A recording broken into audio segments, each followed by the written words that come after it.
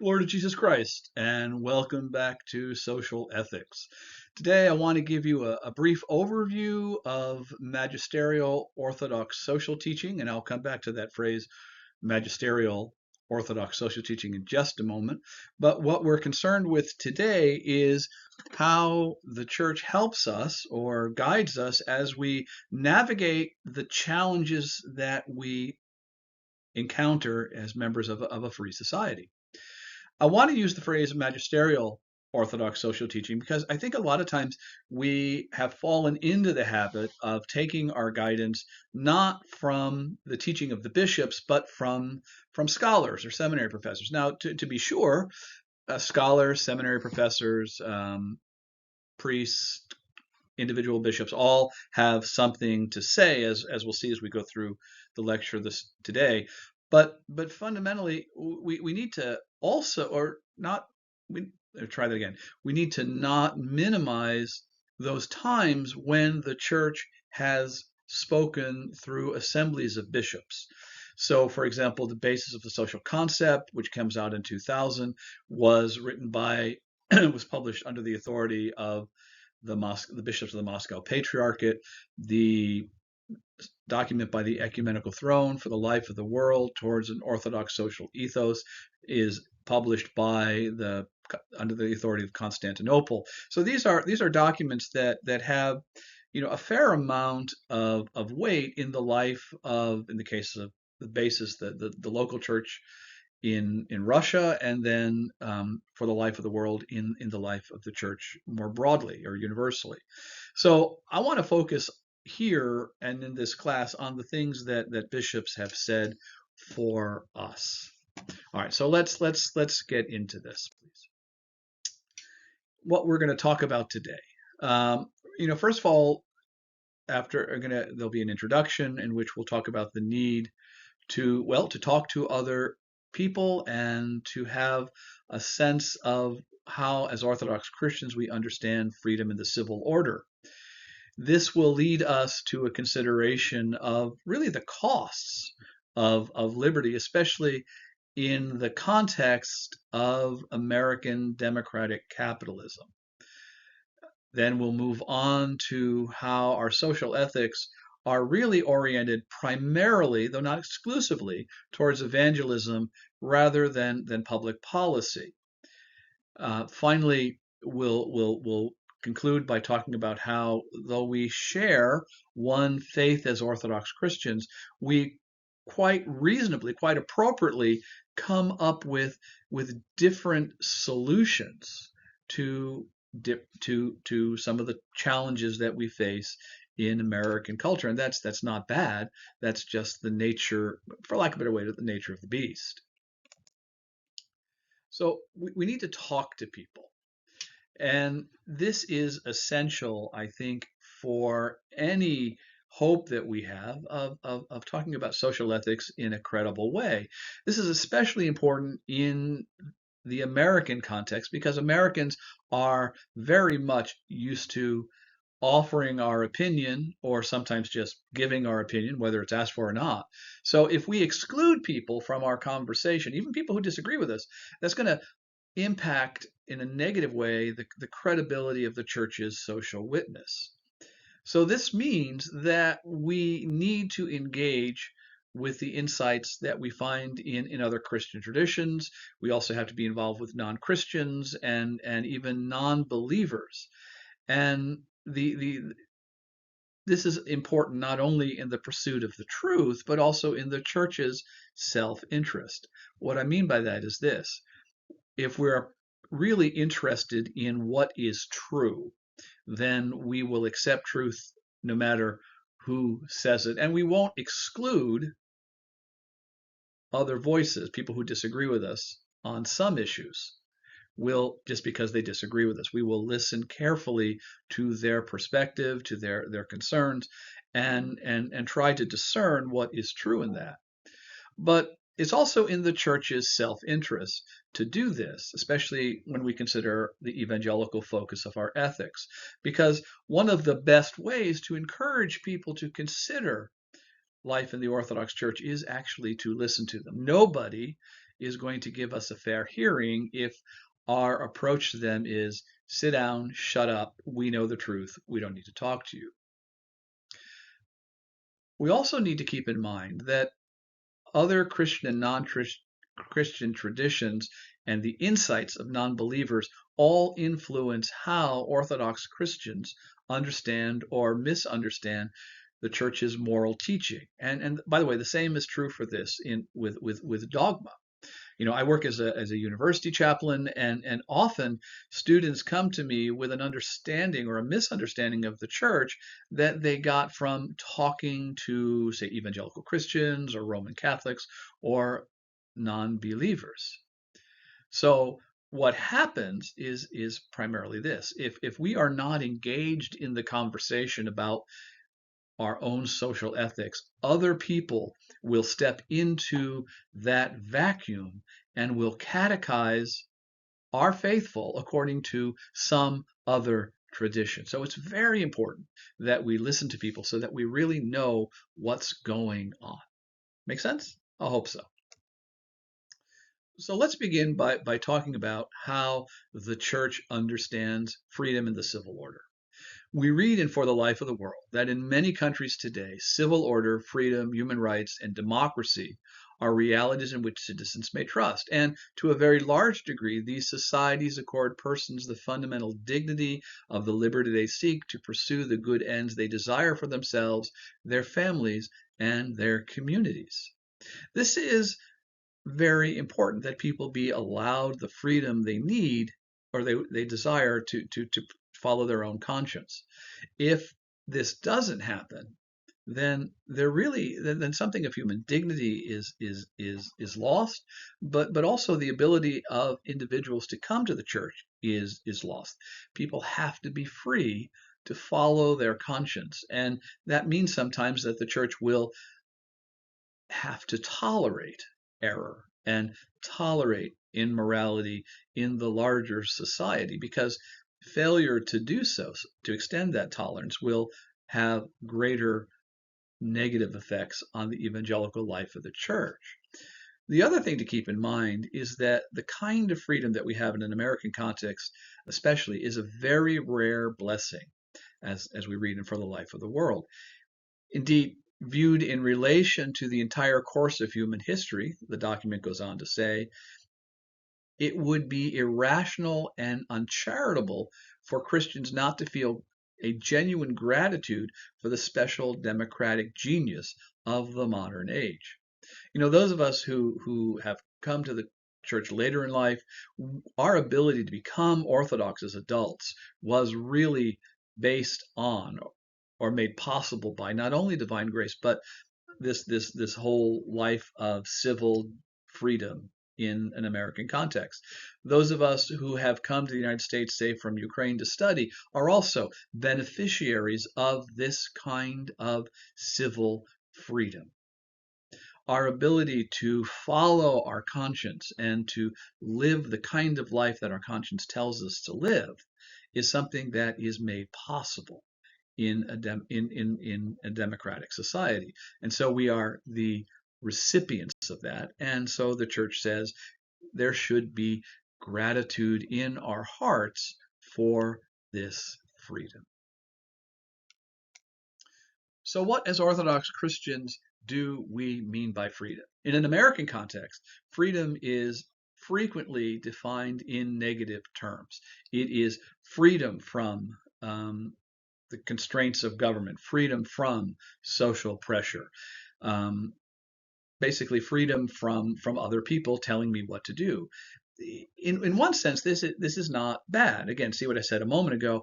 Our ability to become Orthodox or to come and study in this country all presupposes that people are not going to tell us what to do. We're free from people demanding that we meet their expectations for us. But negative freedom, or the freedom to be left alone, is not sufficient.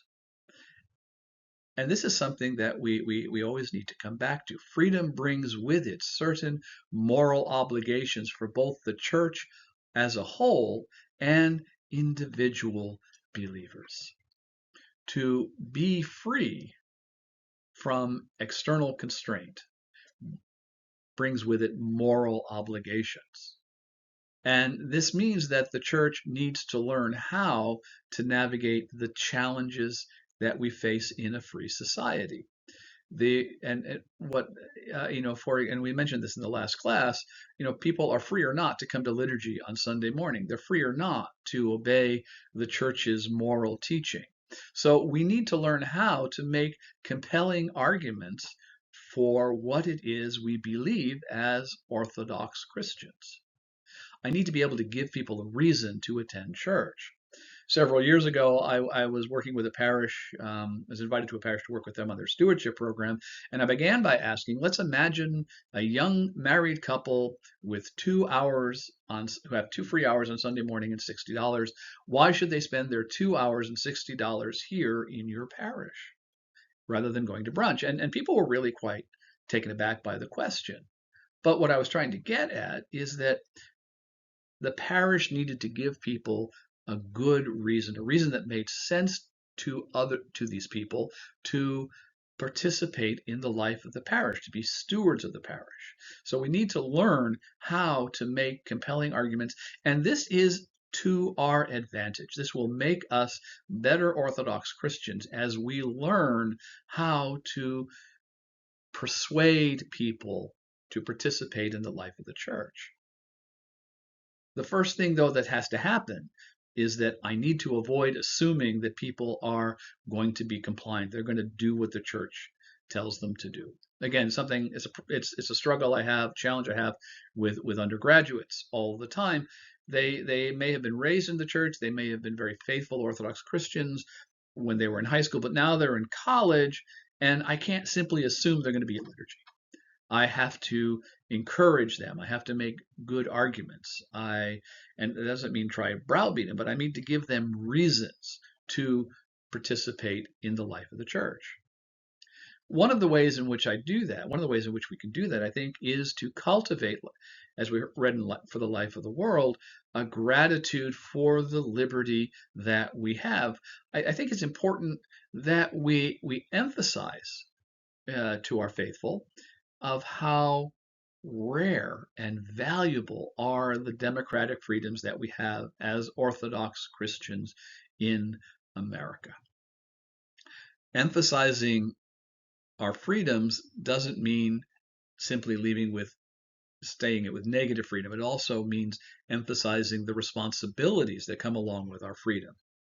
And as part of that, we need to actively support and preserve the institutions that make our freedom possible. This is not only the life of the church, but also civil government, schools, businesses, all sorts of voluntary associations. There are all sorts of things upon which our freedom depends, and we should encourage them to the degree that we're able to do so without betraying the faith.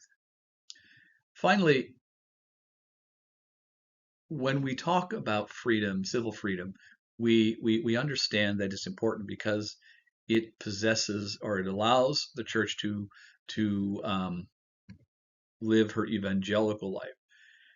Orthodox social ethics, you'll see this issue, especially as you read through For the Life of the World, prioritizes evangelism over policy prescriptions. And this means that we need to focus on the church's mission to proclaim the gospel. We have this great freedom, and now we should use it to proclaim the gospel, and supporting this freedom in broader social institutions, social settings, is in fact part of our evangelical mission. In other words, if in the Orthodox understanding, civil freedom is, to paraphrase Lord Acton, not doing what we want, but doing what we ought to do. We have to be able to communicate to people that we find in the life of the church not simply the freedom to do what we want, but the freedom to do what we ought to do. And it is this meeting our moral obligations which is itself the source of lasting freedom and happiness. Everything I've just said is just a very long way of saying that Orthodox Christians in America live in what the Catholic theologian and economist Michael Novak describes as democratic capitalism. This means that as Orthodox Christians, we are free to participate in the life of the church, but that this freedom to participate in the life of the church comes with certain moral and social costs. Let me offer two trivial examples, one of which I already mentioned. Attending liturgy on Sunday morning means not sleeping late or going to brunch. People will only trade liturgy for brunch for a good reason. And if they get something tangible from liturgy that they can't get from brunch, that love it or hate it, at least for the church in America, our pastoral context is one in which people are free to participate or not in the life of the church, and to do so as much or as little as they want. While it is easy to see this as the moral and social failure of liberalism, and by liberalism I mean not left-right politics, but a government that emphasizes human freedom, we can't overlook the fact that this freedom is intrinsic to the blessings of liberty for us and for our posterity, as we read in the U.S. The preamble to the U.S. Constitution. The very same thing that allows us to attend liturgy on Sunday, to build parishes, seminaries, ministries, is also the very same freedom that allows people, even baptized Orthodox Christians, to walk away. We need to emphasize that it is the blessing of liberty that makes room for the church to structure her pastoral and evangelical life.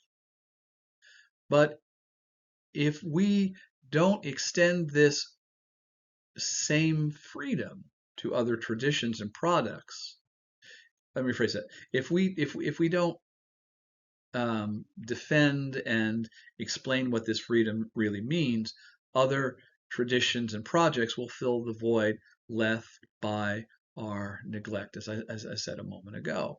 So, there's a lot of stuff that is just assumed in the life of the church, in how we structure our life in America, and we need to be reflecting upon it, and we need to be emphasizing how we are to exercise our freedom properly as Orthodox Christians, both as individuals and as members of the church. To put the matter more bluntly, living in a free society means that the church cannot assume agreement or compliance with her moral teaching by the wider culture, or even with the faithful in the congregation.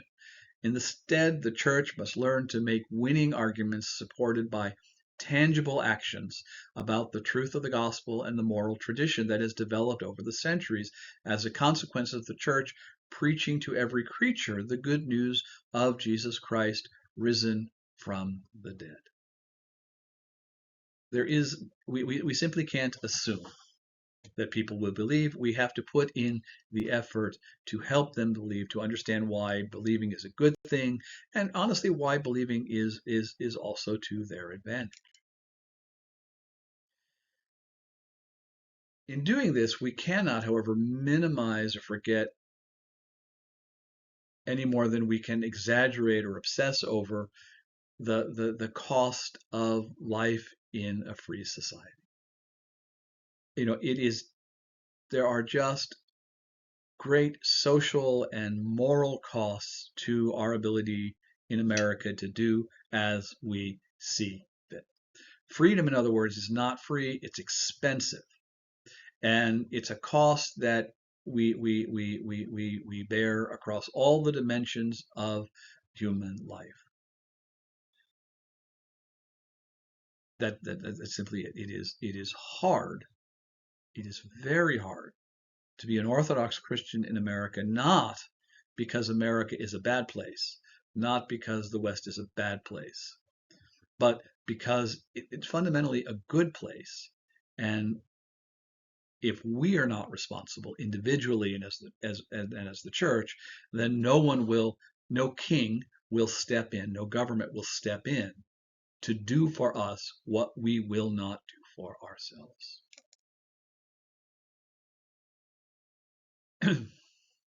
And yet, as the Patriarch of Constantinople makes clear in the Life of the World, our freedoms are not only a blessing, but a welcome historical exception to the rule. Orthodox Christians in the West, and especially in America, have a range of political, social, and economic freedoms that are unique not only in the history of the church, but really in human history. And I want to keep emphasizing this point because I think we really minimize and underestimate just how great a blessing it is to live in a free society with all of the costs, with all of the challenges. It's interesting to me as when I do work in the social sciences because I look at young adult faith development that freedom has a more corrosive effect on the life of faith than oppression. The blood of martyrs is the seed of the church, Tertullian says. Well, political civil freedom is also the acid or the corrosive of the faith, of the life of the church. So if we're not clear about the purpose of our civil freedoms and the opportunities that both the opportunities and the cost of these freedoms, then we're really going to find ourselves in an unfortunate situation. Modern democratic societies offer a civil order and freedom, a just civil order, freedom, and human right, and opportunity for human rights. These blessings are rare in history, and we should be grateful and mindful of this, not take them for granted. To this end, we need to foster in our parishes and dioceses a lively appreciation, keep saying it, of the benefits and costs of liberty. That's it. It is a great blessing, but it is a costly blessing. Appreciation of the blessing of liberty means actively supporting and working for the preservation and extension of democratic institutions and customs within the legal, cultural, and economic framework of the society in which we live.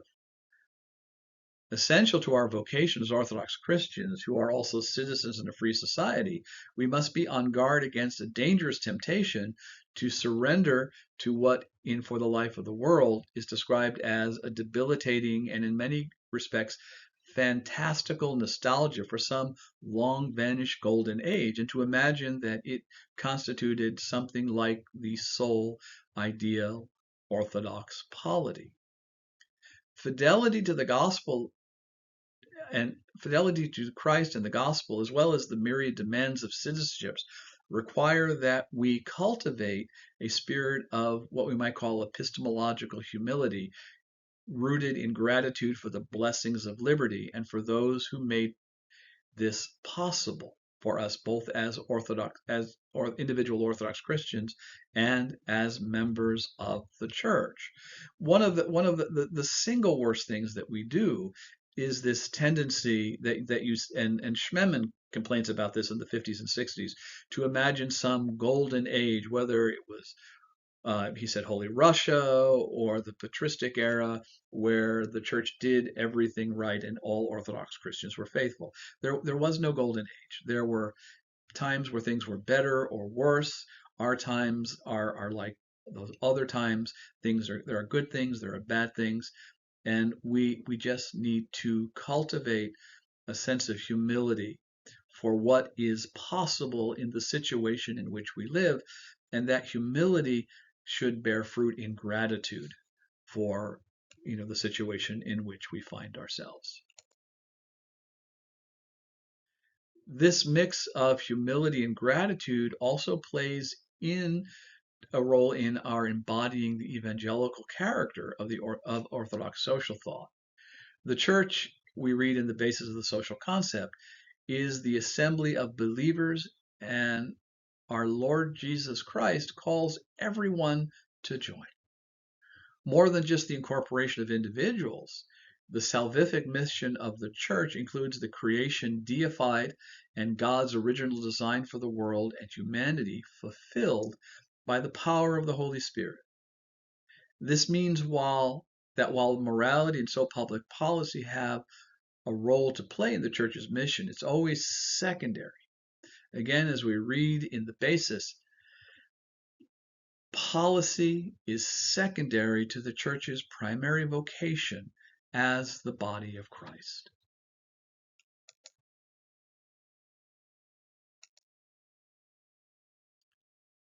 The church is the unity of the new humanity in Christ, the unity of God's grace dwelling in the multitude of rational creatures who submit to grace. Men, women, children, deeply divided as to race, nation, language, way of life, work, education, social status, wealth, all are restored by the church in the Spirit.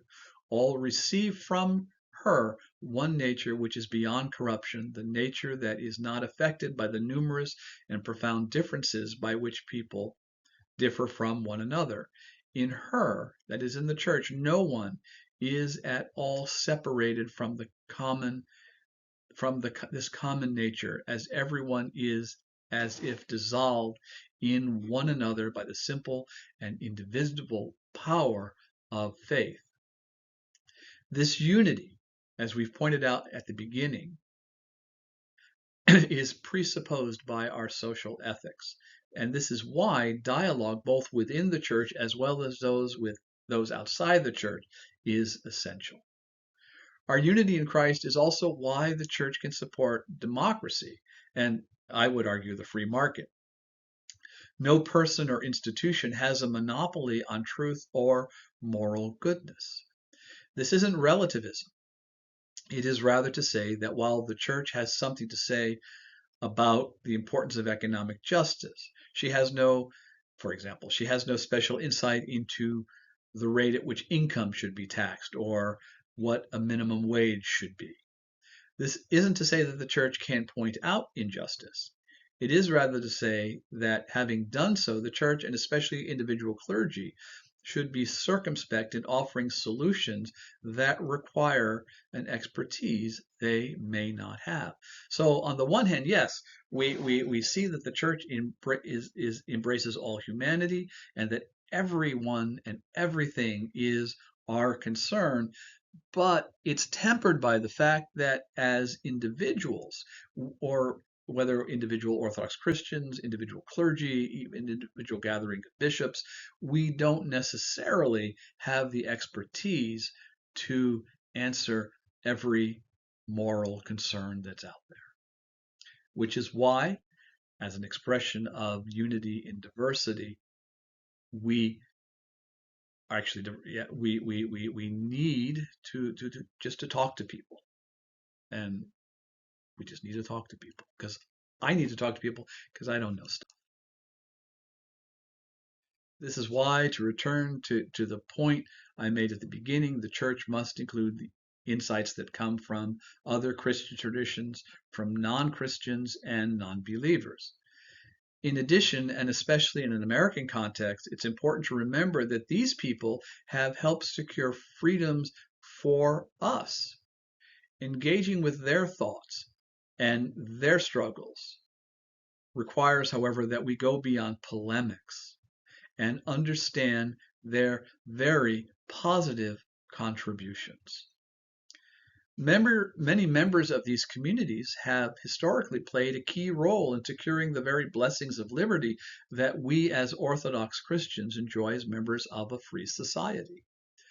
For this reason, our conversation with those outside the church cannot be merely used as a foil for Orthodox polemics, and it can't be marked by a spirit of triumphalism.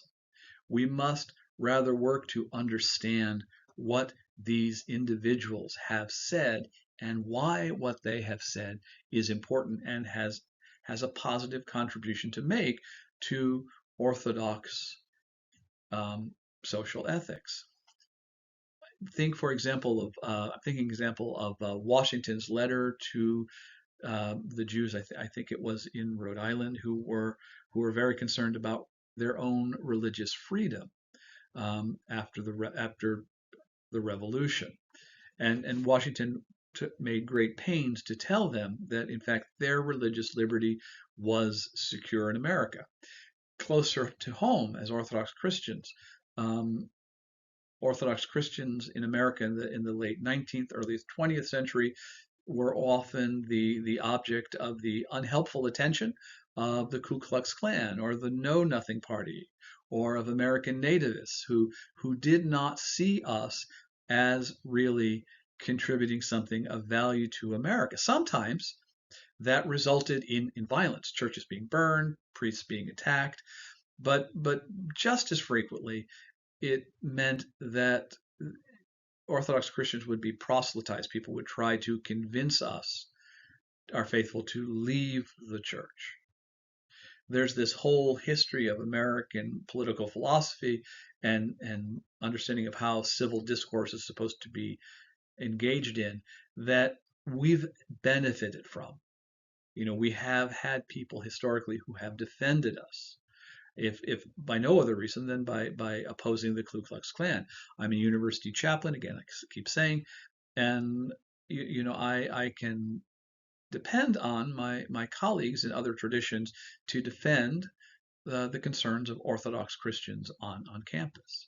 So we profit from what the work that other people have done, and so it's important to understand that and to engage in conversation with them.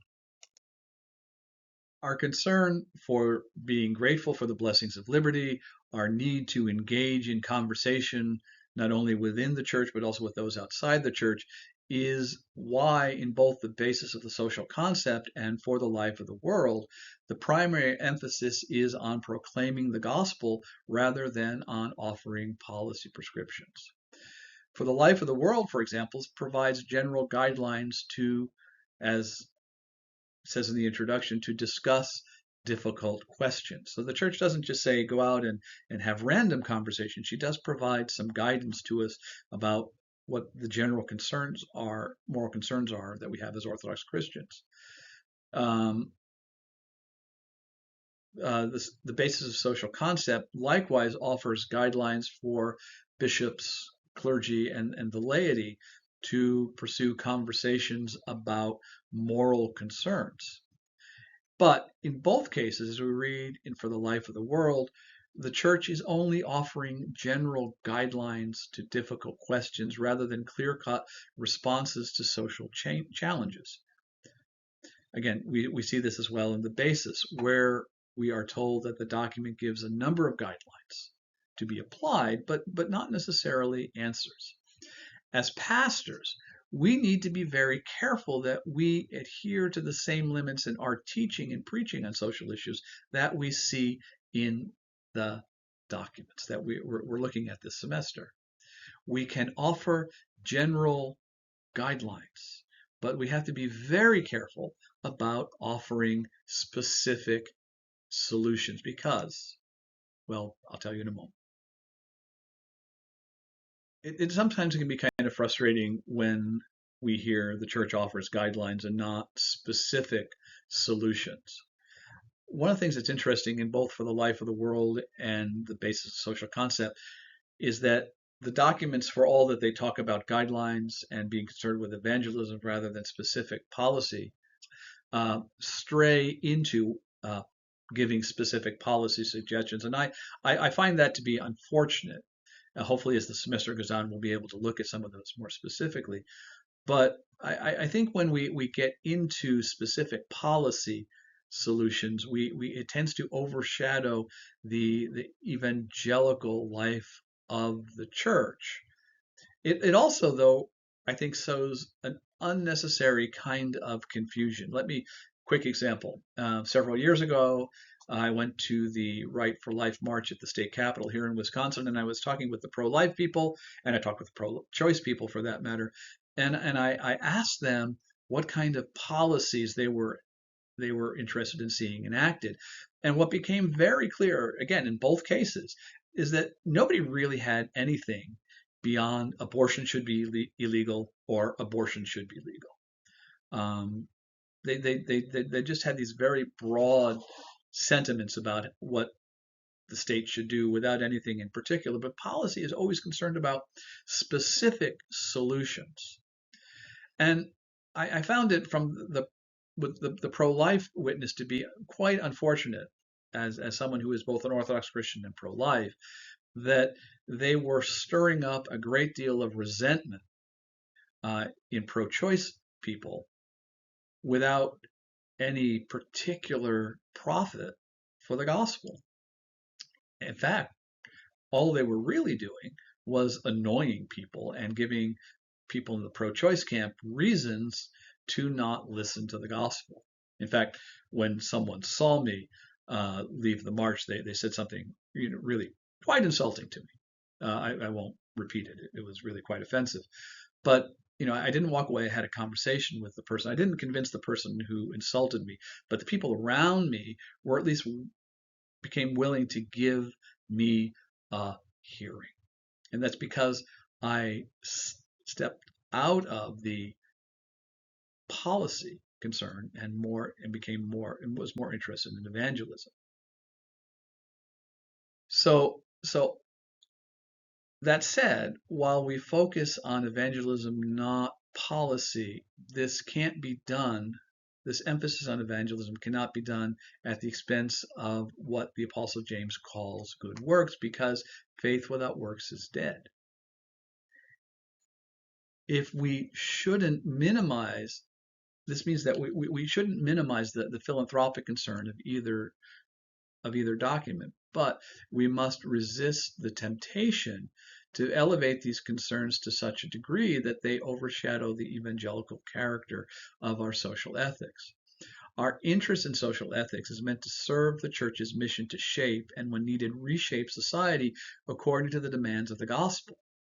We do this in fidelity to Christ's command to make disciples of all nations, baptizing them in the name of the Father, the Son, and the Holy Spirit, and teaching them to observe all the things that I have commanded you. Evangelism doesn't mean we stay out of politics or never address political concerns. In a democracy, Christians have the freedom to influence both society and government. Advocating for gospel-conforming public policy is essential, but it is challenging. It's hard. Balancing the evangelical ministry of the church and unity of the faith of the faith requires careful consideration. Well, I saw this several years ago in the Clinton Trump presidential campaign. I had pointed out to my congregation that there were good reasons to vote for Clinton, good reasons to vote for Trump. There were bad reasons to vote for Trump. There were bad reasons to vote for Clinton, and that neither vote determined one's fidelity as an Orthodox Christian. And I got a lot of blowback. People were very upset with me. It's like, and you're taking sides. I wasn't. I was just pointing out that there is not a candidate, there is not a set of policies which are that fully capture our concerns as Orthodox Christians. So when we do talk about political issues, we have to be very careful that we don't assume an authority for ourselves that we don't have, that we don't assume that the policies that we're discussing somehow completely fulfill the demands of the gospel. The best way to do that, the best way to avoid this, is to not imitate pundits or merely repeat the talking points of politicians. But again, in a democracy, the church institutionally and Orthodox Christians individually have the freedom to influence not just society, but the direction of the government.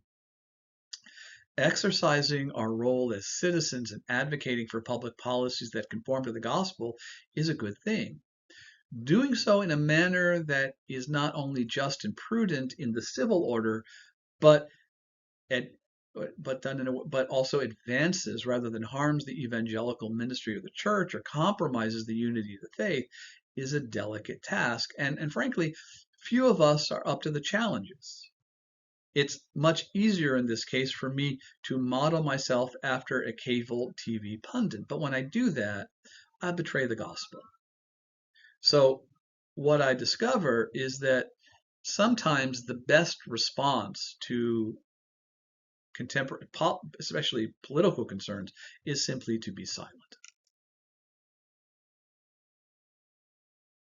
A good starting point for our public social witness as clergy is to understand that it, as I said before, it is the rare public policy prescription that can rightly be described as morally obligated by the church's teaching. There are many practical paths that are allowed, but very few that are required. Like morality, public policy has its place in the Christian life.